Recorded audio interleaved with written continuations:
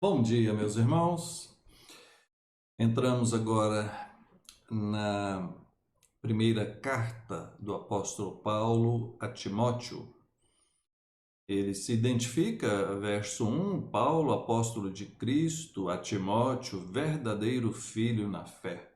Ele chama de filho na fé porque foi ele quem discipulou, preparou a Timóteo, ainda um jovem, e colocou ele na sua equipe, né, para trabalhar na evangelização. Verso 3: Quando eu estava de viagem rumo à Macedônia, te roguei que permanecesses ainda em Éfeso para admoestar a certas pessoas.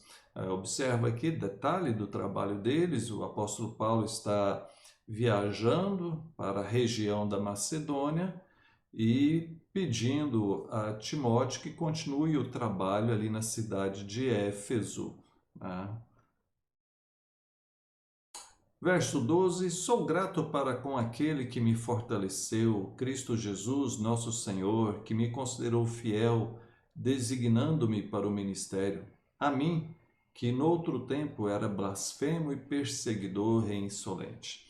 Ele está falando a respeito de si mesmo, como ele foi transformado e como ele é grato a Deus por ter transformado a vida dele, né?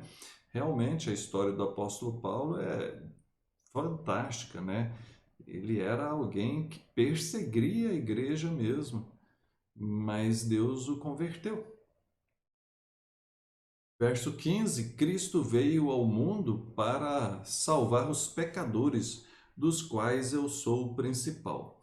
Ao dizer que ele é o principal dos pecadores, ele não está se referindo ao tempo anterior, porque ele era mau, porque ele perseguia a igreja, mas ele se refere ao tempo presente, vendo a si mesmo como esse grande pecador, como o maior de todos. Sabe, queridos, isso faz todo sentido, porque quanto mais nos aproximamos da luz, mais enxergamos as nossas imperfeições. Um exemplo: se você estiver com uma roupa suja, tem uma sujeira na sua blusa, na sua camisa, e você está num lugar é, bem escuro, assim, não dá para enxergar direito, talvez você nem perceba aquela sujeira. Mas à medida que você vai se chegando por um lugar mais claro, que tem mais luz, você consegue enxergar melhor e aí você pode olhar e falar: poxa vida, isso aqui está muito sujo. Eu estava tão sujo e nem estava percebendo direito. Ou seja, quanto maior a luz, mais fácil você perceber, né, as imperfeições, a sujeira.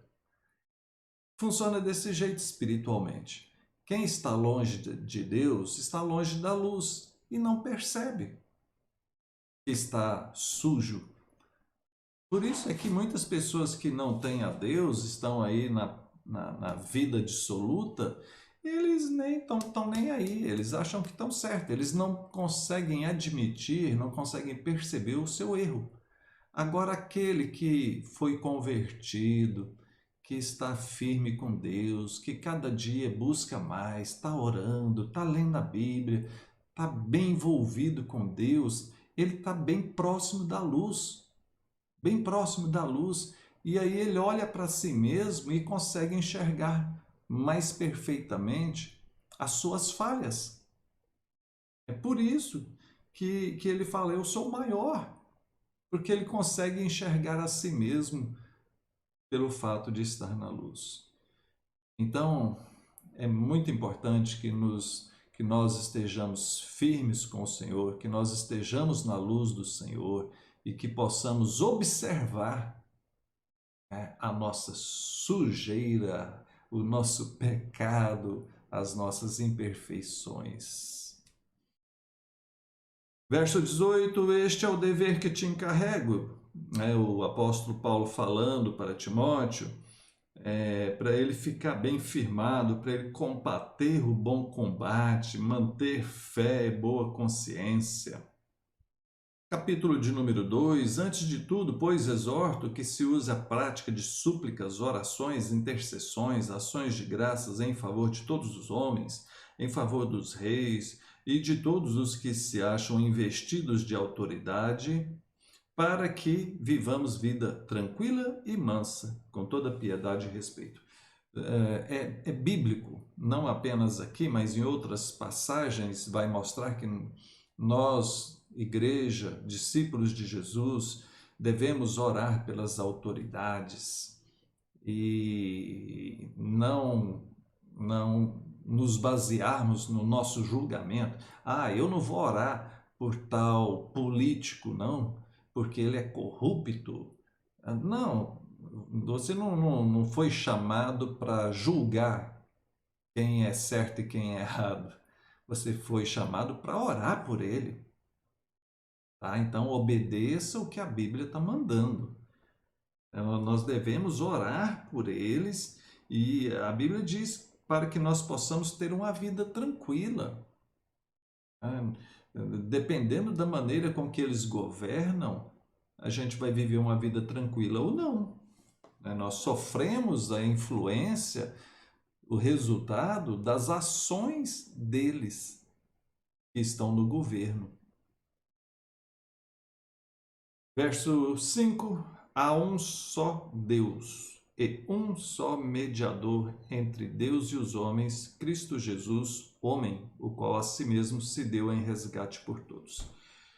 Não existe outros intercessores, intermediadores entre nós e Deus, somente Jesus Cristo. Que fique claro para todos. Verso 8: Quero, portanto, que os varões orem em todo tempo. Ele está falando sobre o culto público. Então, os varões são os homens, para eles orarem em todo lugar.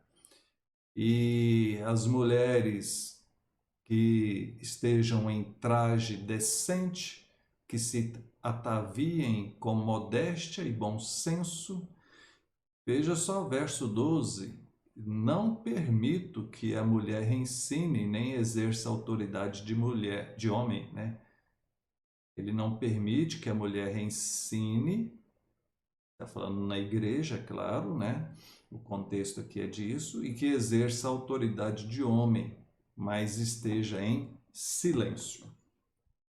Algumas pessoas ficam chocadas com isso, e é bom que se entenda que aqui nós temos um contexto cultural, é o contexto do povo daquela época. Nós não entendemos desta forma. A Igreja Presbiteriana do Brasil, da qual eu faço parte, ela valoriza muito o ministério feminino. As mulheres podem pregar, as mulheres podem dar aula, as mulheres podem exercer várias funções na igreja, só não podem ser oficiais, diáconos ou presbíteros ou pastores. São os 3 ofícios que não lhe é permitido porque não achamos uma base bíblica. No entanto, elas podem sim pregar e ensinar, porque aqui nós temos um contexto cultural. Essa questão cultural é muito presente na Bíblia, né? O próprio apóstolo Paulo, em quase todas as suas epístolas, ele recomenda que os irmãos saúdem uns aos outros com o ósculo santo, que é o beijo no rosto. Nós não fazemos isso, mas ele está mandando fazer. Mas é uma questão cultural, beijo no rosto. Nós não saímos dando beijo no rosto aqui. Às vezes se faz isso mulher com mulher, homem com mulher, mas você não vê homem com homem se beijando no rosto aqui. Isso é uma questão cultural que é muito usado lá no Oriente Médio, na Europa. Você vê os árabes fazendo isso, você vê os portugueses, os italianos fazendo isso, mas aqui na América do Sul você não vê, né? Nas Américas a gente não tem essa prática. Então, questões culturais. Ok, vamos parar por aqui. Vamos orar? Pai, bendito seja o Senhor, obrigado por tua palavra, dai-nos tua graça, tua bênção. Em nome de Jesus, amém. Deus abençoe e até mais.